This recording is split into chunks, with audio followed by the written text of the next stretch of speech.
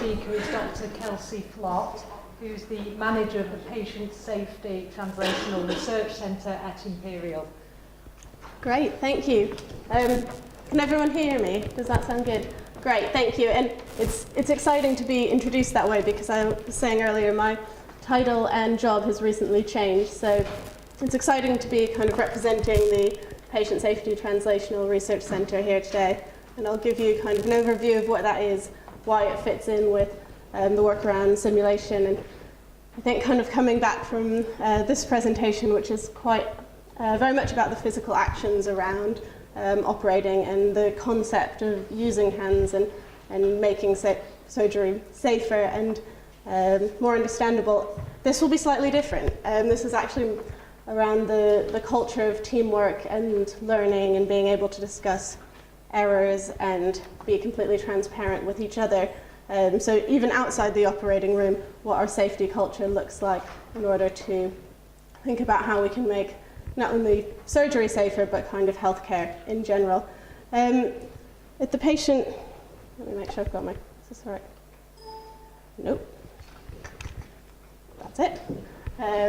So at the Patient Safety Translational Research Centre, which I'm just going to call the Patient Safety Centre at Imperial, we in name are focused on safety, but actually it's really about quality in its total form. So I think it's helpful before I get into the work we've done around safety culture to think about what quality is, why safety is important in that, and why safety culture specifically is important in improving quality. And none of it's going to be absolutely surprising, but we have some really interesting work we've done to quantify the importance of this, but also test it within our trust at Imperial. So just a bit of background around how we've kind of defined quality, and you can change your interpretation of quality in many different ways, but regardless, it generally entails kind of three components of safety, effectiveness, and experience. And that kind of understanding of quality hasn't been static over time. It's been something that's evolved as the health service has evolved. So initially we kind of understood quality as something about outcomes and something about avoiding mortality, avoiding harm, which we still do. It is still kind of at the core of quality. But as the understanding of the health service and the responsibility of the health service has changed, we've started to recognize the importance of safe care in quality, but also something that's measured more by patients and their perception and actually the staff delivering healthcare. So what is this idea of experience, and that being just an equal component of quality, because it allows the patients to have a bit more of a voice in what quality actually is. And what you see kind of throughout this evolution is as we've started to recognize each of these domains of quality, we've also been very good at starting to measure them. So we've for a long time kept administrative records around the effectiveness of care, but then following that we've also started to collect information on safety. It tends to take the form of incident reporting, but it could be more than that. There's also a lot of learning around safety. And then even later than that, you saw the introduction of things like the National Patient Survey Programme, where we've started gathering in the NHS and other health systems actually concrete metrics of what patients are experiencing in their care. Also staff survey programs, so what staff experience working in the NHS, working at their particular hospitals and trusts. And then there are more crude metrics of patient satisfaction that have emerged, and also lots of different outlets for patient feedback. So you have online systems, you have complaints, all this information about the kind of domains of quality. One of the things we're trying to do better within the Patient Safety Centre is use all of that information and use it together. So while we know that within individual organisations, all of this data is being used in different ways, it's not always been effectively used at a national level or triangulated in an effective way. So that's a bit of the background to the data that we use to do a lot of our work. And I think it's important to point out where patients are in this, not that this comes as any surprise in the discussion of quality, but we hear a lot around the vision of patients being at the centre of healthcare, and while that kind of patient-centric rhetoric has been very helpful in kind of raising the profile of patients in their own care, actually developing really good ways of partnering with patients, the vision hasn't quite completed what it sets out to. The actual reality of where patients are might not necessarily be quite at the centre yet, and we have a lot more to do to be able to use what patients are telling us to improve their experience, to improve safety, and to improve overall quality. It's just where we kind of tend to visualise patients. And I'm going to talk a bit more about experience because that's where I think we see a lot of this safety culture fitting in.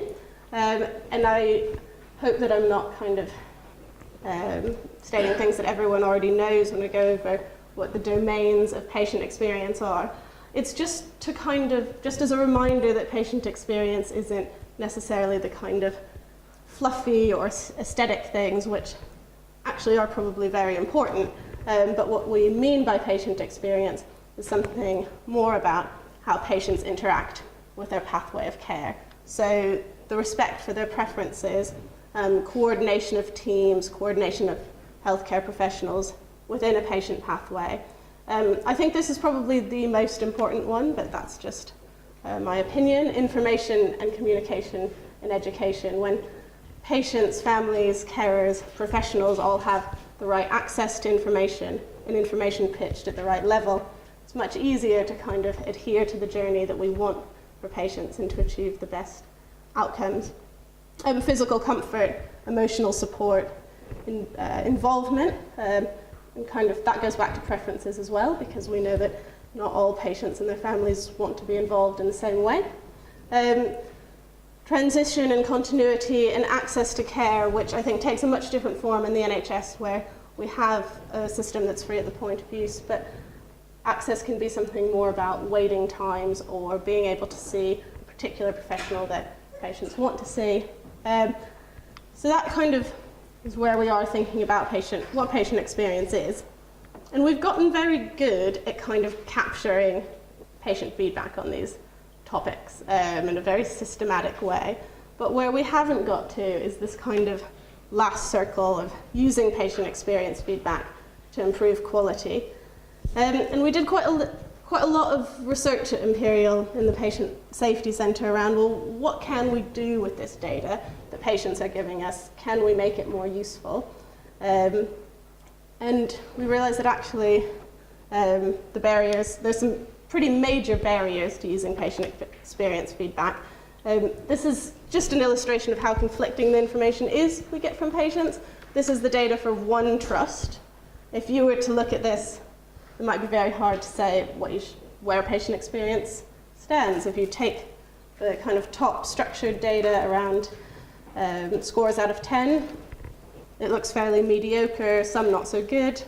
If you read the comments, actually very bad, go elsewhere, sounds pretty worrying. Then if you were to look at the FFT, it says 97% of patients would recommend you. So from an administrative perspective, it is difficult to use all the information that patients are telling us. But we thought, actually, there's probably much more you can do with this information. And we set out working with a lot of healthcare professionals around improving the use of this data, started working on it with patients.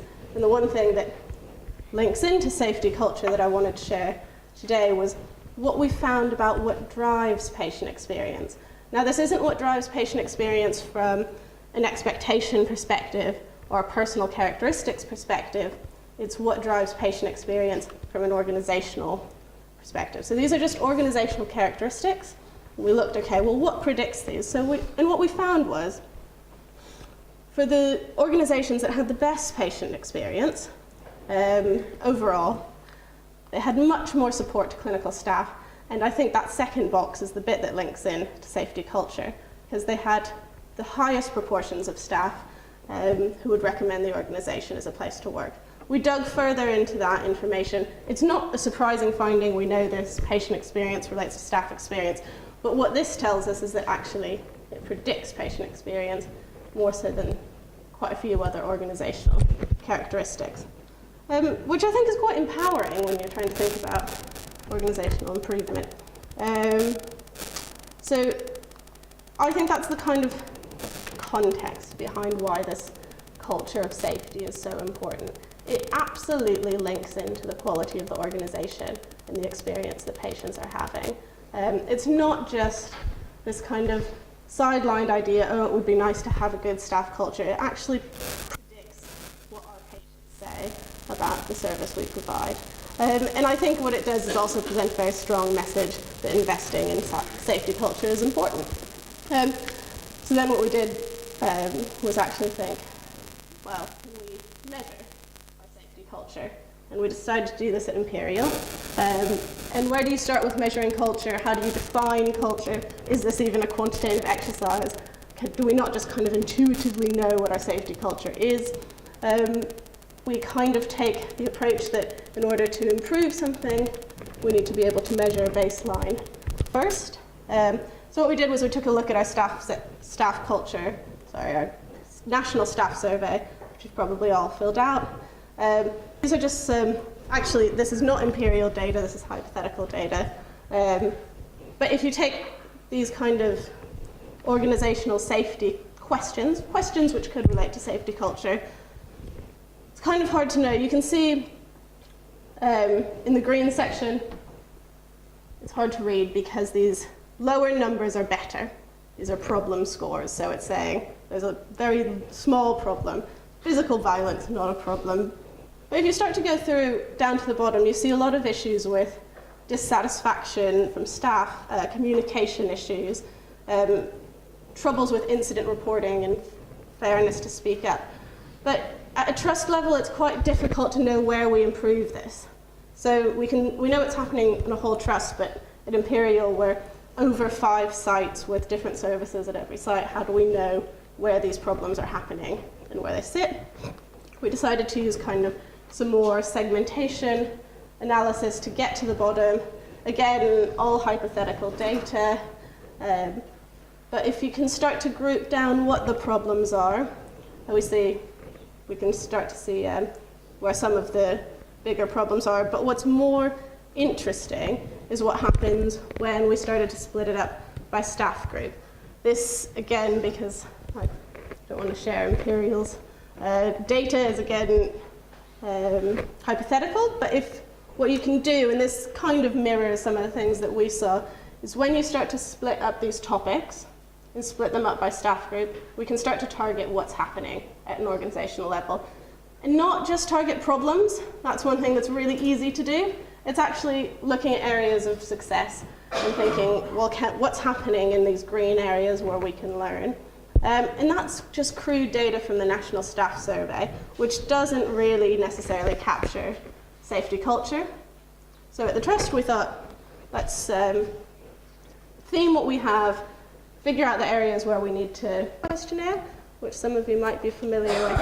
And that's where we really were able to take a baseline of staff culture, staff safety culture in our hospital. We also, specifically focusing on operating theatres, did an interview study with across all of our theatre sites to understand where some of these issues were coming up, what might be happening that was challenging to safety culture. But these were the kind of actions we took. But one thing that our staff really wanted to see to actually generate a cultural change was to have no more action plans. We didn't want to be chasing numbers. We didn't want to be trying to improve one score on one survey. So we actually developed kind of a trust-wide listening events program where we took a lot of staff from different areas and started to learn what the barriers to safety culture were. And all of a sudden, the numbers become helpful, but not the drivers. So it was really the staff feedback that we got that told us where we needed to change, and actually the actions that senior management or certain divisional leaders needed to take to improve the safety culture. And I think I'm coming up on time as well, but ultimately what we found was that we had a lot of work to do around communication. So the Trust was able to kind of take their own actions towards improving communication within teams. But actually, I think for the purposes of this, it's not so much about what we did at Imperial, it's more what we found about the importance of safety culture within operating rooms or within the whole hospital, and how we were able to put that into the context of quality improvement and make it a top trust priority rather than something that kind of sat at the back of the NHS staff survey. So that's the end for me. Question. Thank you.